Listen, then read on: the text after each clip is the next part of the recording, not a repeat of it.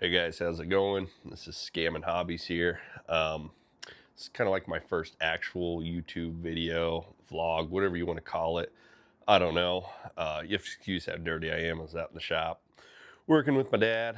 Um, but anyways, I'm a collector. I'm a reseller. The only thing I really resell right now is just vintage t-shirts or like new graphic t-shirts. Nothing crazy.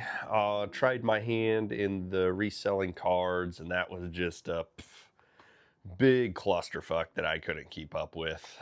Just as a casual weekender to card shows, uh, trying to be in that area but not in it full time is really hard to do right now, obviously. And then I collect guns also. Do not resell those. It's just all personal stuff. But pretty much what I do now is if I buy something, I keep it for myself unless it's like an old t-shirt. But that's kind of like what this channel is about. It's kind of touching bases on all these different hobbies and whatnot. And obviously the cards are a huge one. As you can see behind me, I have my card collection here. And I continue to always buy that stuff. I haven't just stopped getting it just because I don't resell it. But I love it. Love the hobby. Obviously, it's gotten really, really wild with the prices of stuff. And that's cool. I get it. I understand why people invest a lot of money into it. Um, I would say I invest too, not to resell, kind of just, as I said, just to watch my own stuff grow as I get it. And there's like a lot of stuff that I just can't afford. Um, like, for example, stuff like the 2007 2008 SXP cards, like like the LeBrons, the Kobe's, the Michael Jordans, the patch cards, the patch auto cards, the RPAs, whatever you want to call it. I'm not necessarily all caught up on the lingo of that stuff, but like I just try to find a niche thing in all of that, like just cheap rookie patch autos, stuff like this, that was only $5-10. I say only, but I could also say that's a lot too, depending on the card. Um, and then you get into just like way more crazy stuff here. Uh, Entry level crazy stuff, I'll say, like Kobe patch cards or other Kobe patch cards. I don't have any Kobe auto cards because can't afford it. It's just too expensive for the average person. But kind of how I settled on stuff like the Kobe patch cards like this here, how I settled on buying something like that is I seen what was exploding in the hobby, and I kind of just worked it like a ladder down. Like obviously the average guy can't afford a Kobe patch auto card. Okay, what's the step down from that? Just an auto card. Well, can't afford that either. What's the step down from that? A numbered patch card or a numbered card. Well, some of those I can't afford. This one just happens to be a numbered patch card out of 199. But I found it was a really, really good deal. I paid a couple $100 for it. I'm sure it's probably still worth that. I haven't really checked the values on it, but I just found it for a good price, put a bid in on it, and I happened to get it at my price point because I worked from the top of the ladder down to what I could afford. And I've fallen for these motherfuckers right here. I've fallen for this scam. That's how I ended up with this. A Leo DeVries Prospect Auto Refractor out of $499. $500 for that pack, I think it was. I think it was like an emerald pack or something. I just got this because it sat in the vault forever. I actually forgot about it because I was so pissed that I did that. And I'm just like, oh, why did I spend $500? And it's just like the gambling and the hobby. And I'm not like a gambling addict. I'm one of those people who kind of just wants to try it one time like everybody else, when they see something like that. And maybe shouldn't have done a $500 one, but I've fallen victim to those scams, as people would say, but it's really just my own doing that I paid that $500 for that. Actually, now that's not a bad prospect card to have. That's just luck of the draw on my end, but like some people might have gotten burned on an arena club pack or whatever they freaking call it now, you know, and that hurts. That hurts a lot. So I do understand it. And that's another big thing is gambling is such a scam in this hobby. And I'm going to call it gambling because that's what it is. But it's always been gambling, in my opinion, even when the cards or the card packs weren't, you know, 20, 30, 100, 200, $400, whatever for a single pack. I would still go to the gas station with my mom, and if we paid $2 to $4 for a pack, you were still gambling on getting something that you wanted. But now they just push it, push it, push it, push it. So it's just super prevalent. And you can't, they're like, oh, it's affecting kids, it's affecting this, it's affecting that. And at the end of the day, it's just the parents who buy the shit for the kids. But anyways, I did a long ramble there. But this is kind of just more my first YouTube video of kind of like getting into this, whatever. Just broadly hit some topics, whatever, kind of introduce myself, but do a little bit of everything. But today was more of like a card video, whatever. So can't wait to kind of share how far I've come or how far I'm not going to go or where I started from. But like all my stuff didn't just grow overnight, you know. I mean, it's a process of finding the niches and everything, you know. So like today I went thrift shopping, for example. The prices of thrift shopping are crazy. This is just like something I bought today, like a Jetfire tank. Got a headlight there. This is for a bicycle, actually. I know this is more of a card video, but it's my video, so whatever. Fuck you. Just buy dumb stuff like that, whatever. That'll probably I'll put on eBay, but sorry about that. I had to take a quick break for myself. But anyways, kind of what this is more of like a general video, whatever. But I kind of want to touch on how I got started, what kind of got me into the card stuff. I actually, this is so cliche, whatever you want to call it, don't care. I actually found my old cards like everybody else, popped open the shoebox. It was literally in a shoebox that said John's cards on it, and pulled them out, looked through them. I was like, oh wow, this is awesome. And then you see everybody at that time making money on this stuff. I'm like, oh, freaking, I can make some money off this. Let's do it, you know? Travel all around for work. You hit all the antique stores, you hit all the card shops in America, and you buy, whatever. And then it was like, well, I sold some of my old cards, and I sold a LeBron rookie card is what I sold. And I was like, I'm going to be honest, I really don't like the LeBron, but it was like, that was a card from my childhood. And I'm just one of those people where it's like, it's hard for me to let go of stuff. And then it got super, super competitive at the same time of selling cards. And it's like, I can't keep up with the prices and what's hot and what's not hot. And that's kind of when I realized I'm not really a flipper or a buyer seller of cards. Like I'm a collector because I love them. Like grew up watching LeBron or Kobe on TV, just big names like that. But you know, Shaq or whatever. And some of these other guys I see like Yao Ming, like I'd buy Yao Ming cards because they're relatively quote unquote cheap for me, you know. Like, I mean, I found this Yao Ming numbered card, $2, you know. I mean, who's really buying Yao Ming stuff, you know? But I was like, I just remember watching them on TV. And after getting burned, like I said, these motherfuckers right here. And then there was like stuff that I had to learn along the way too, you know. Just gonna pop open the case here.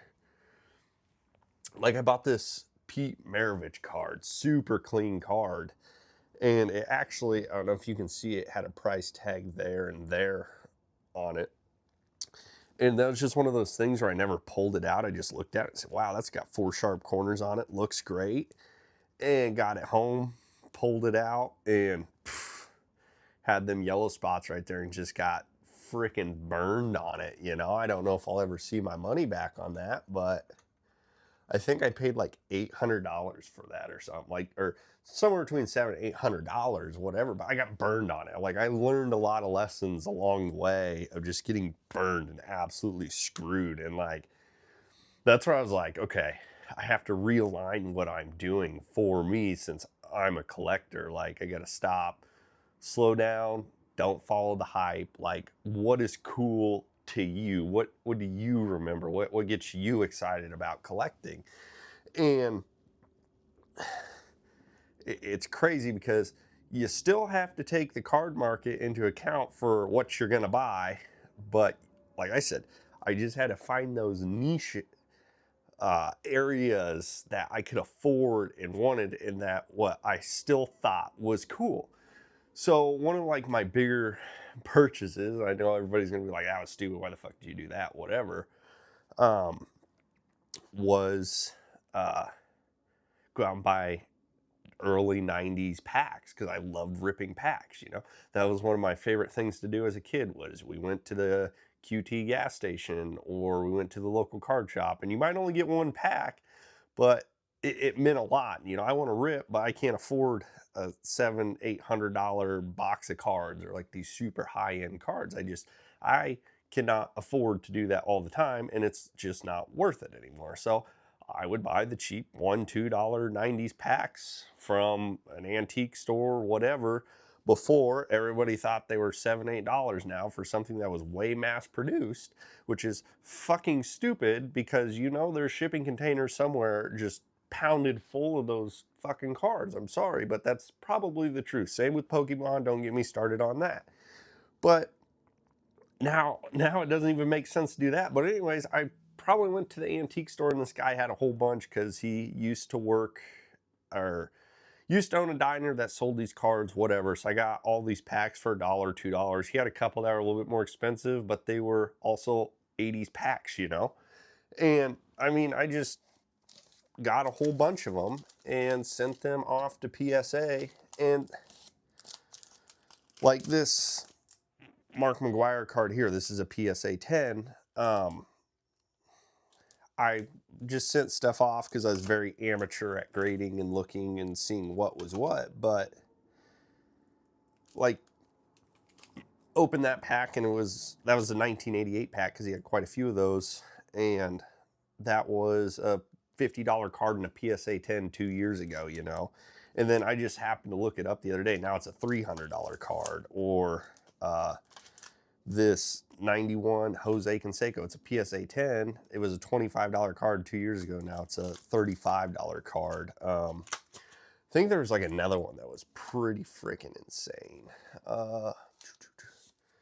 This King Griffey Jr. card are insane now. This is the 1990 Don Russ, but it's a PSA 10. It was $100 a couple years ago. Now it's $150, you know. But at the time, that's what I could afford to open. And when PSA wasn't a whole bunch of dirt bags and it cost $1 million to send one card, it made sense to get some of my stuff graded, you know. I got a whole bunch of PSA 9s back. I think I sent like 60 or 70 cards or something, and only like 10 or 15 of them were 10s, and I got rid of a couple of the 10s. But my point is that I found something that I could afford at the price point, and I kind of just jumped in, and that's what I did.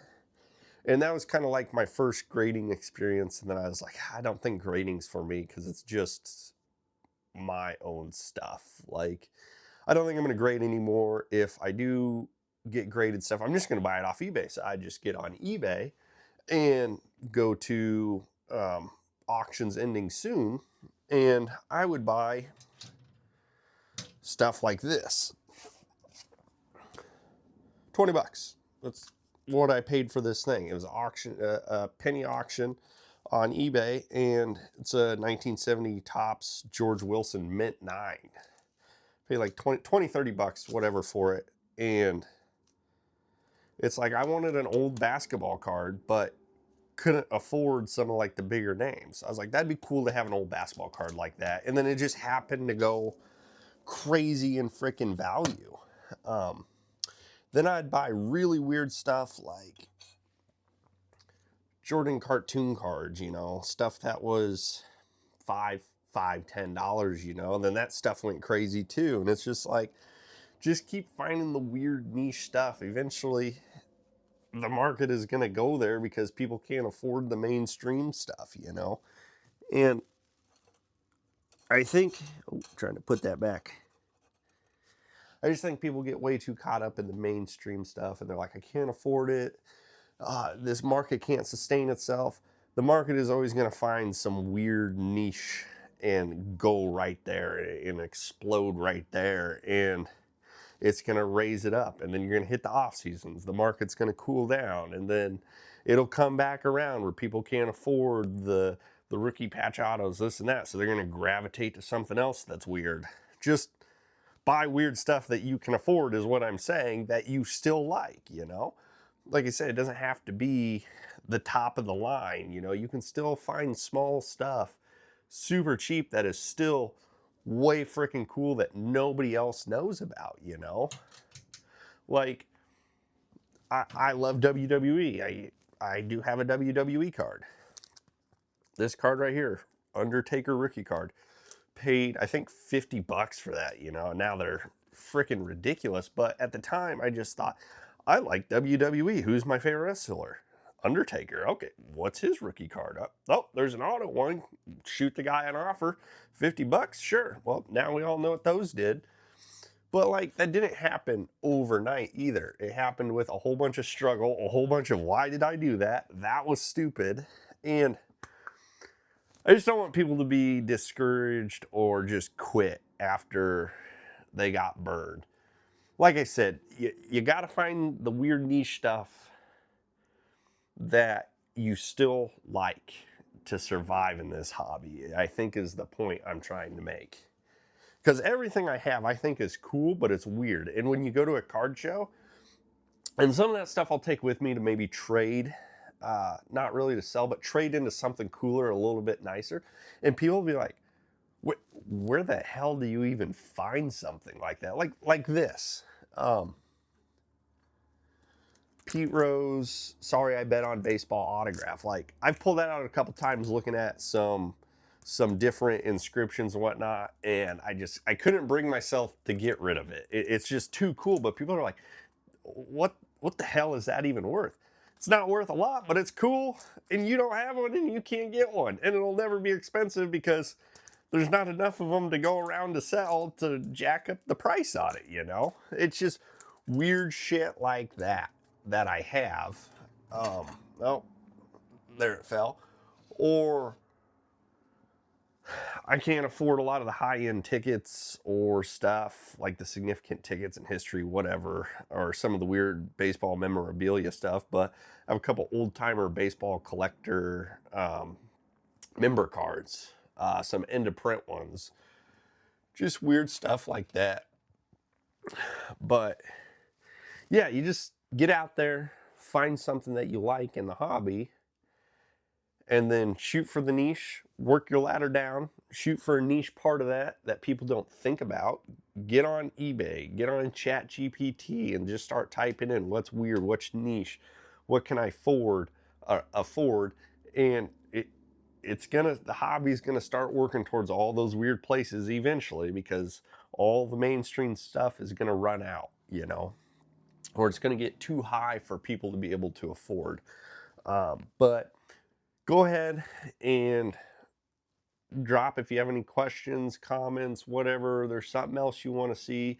Like I said, today was more of like a card video and a little bit of how I got started, and I'll always touch base back on this stuff. But thanks for watching Scamming Hobbies first video, and I want to go around and kind of talk about all the weird stuff in the different hobbies and why certain stuff is stupid and why certain stuff works great, and maybe how to work around it a little bit. So if you got any questions, I'd love to answer, or if there's something else you'd like to see, just let me know. So, all right, have a good day now.